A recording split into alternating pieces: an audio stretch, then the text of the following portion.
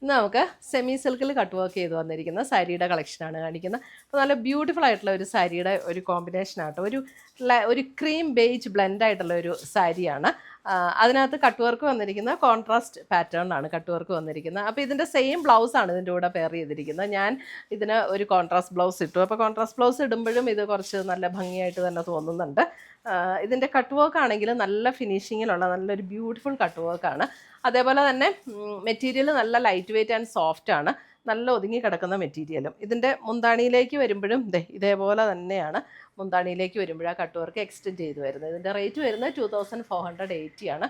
നമുക്ക് ഒരു ചെറിയ ഫംഗ്ഷൻ വെയർ ആയിട്ട് ഉപയോഗിക്കണമെങ്കിലോ അല്ലാതെ ഉപയോഗിക്കണമെങ്കിലോ ഒക്കെ നല്ല സാരിയാണ്. അപ്പോൾ ഇതിൻ്റെ ക്ലോസർ വ്യൂ ഒക്കെ ഞാനൊന്ന് കാണിച്ചു തരാം.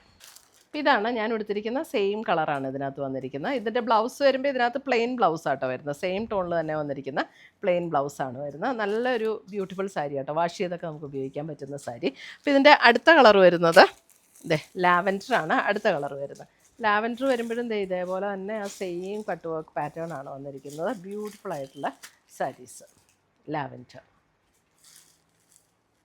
അടുത്ത കളർ വരുന്നത് അതിൻ്റെ പിങ്ക്.